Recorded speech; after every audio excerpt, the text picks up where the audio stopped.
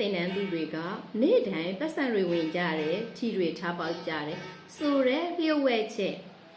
ဒီပြီးခဲ့တဲ့အချိန်ကတင်ထားပေးပေမဲ့အဲ့ဒီတင်ထားပေးတဲ့သူတွေတိုင်းပတ်စံတွေဝင်ကြတယ်အဲ့ဒီရဲ့လျှို့ဝှက်ချက်ကျေးဇူးတင်ပါတယ်လို့ကျမရဲ့ Messenger chat box ကခဏခဏလာပြောနေတဲ့လျှို့ဝှက်ချက်လေးဒီနေ့ကျမထပ်ပြီးတော့ပြောပြပေးပါမယ်ဒီဗီဒီယိုကိုမြင်တဲ့အခါမှာပထမဆုံးစိတ်ကိုလျှော့လိုက်ပါအသက်ကိုရှိရှိရှုသွင်းမယ်ပြန်ထုတ်မယ်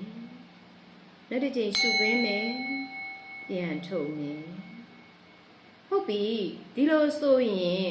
ဒီလိုစိတ်ကလေးကို9ချိန်လျှော့ပြီးတဲ့အခါမှာတင်းရဲ့လက်ဘွားမှာရေးရမှာက affinity ဆိုတာထဆင်တူးလေထဆင်တူးဆိုတဲ့ပုံစံမျိုးလေးပါပဲထဆင်တူးပုံစံလေးပါပဲ affinity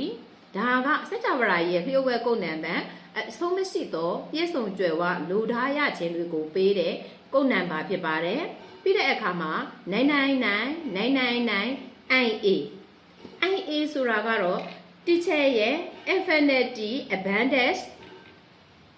universe လေးရဲ့ကုန်နံပါတ်ဖြစ်တဲ့999ဆိုတာကစကြဝဠာကြီးမှာ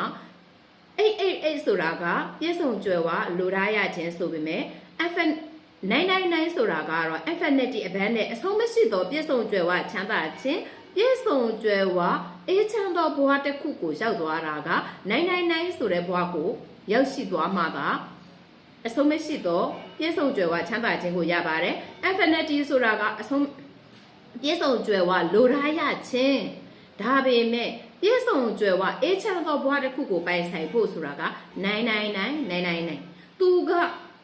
999ရဲ့အဓိပ္ပာယ်ကကုသိုလ်ဥစ္စာတွေကိုလိုချင်ရင်ကုသိုလ်တွေနဲ့ယူမရမယ်စိတ်အိမ်ချမ်းသာမှုကိုယူချင်ရင်ကုသိုလ်တွေနဲ့ယူမရမယ်ဆိုတဲ့သင်္ကေတပဲဖြစ်ပါတယ်အဲ့ဒီအတွက်ကျမတို့တွေကတရားထိုင်တဲ့အခါမှာတောင်မှ488နဲ့ထိုင်လို့ရှိရင်ဈေးအောင်ဈေးဝယ်ကောင်းခြင်းစီးပွားလှလှပါများတိုးတက်ခြင်းအပြောအဆိုအောင်မြင်ခြင်းတွေကိုရရှိပါတယ်ကျမတို့က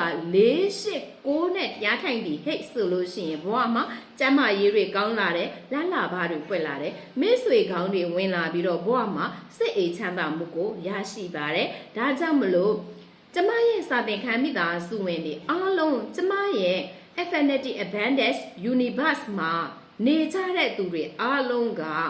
စိတ်အေးချမ်းသာစွာနဲ့ကုသိုလ်တွေလုပ်ရင်းနဲ့စီးပွားလက်လာပါတွေတိုးတက်လာခြင်းဖြစ်ပါတယ်ကျမစီကိုရောက်လာတဲ့သူတိုင်းကတော့မျက်ရည်နဲ့မျက်ခွဲငိုကြွေးပြီးမှသာရောက်လာကြပါတယ်ဒါပေမဲ့ကျမစာသင်ခန်းထဲကိုတူတူနေလာတဲ့တစ်နှစ်ဆိုတဲ့ကာလမှာလက်ဘွားခံနေရတဲ့ဘွားမှာ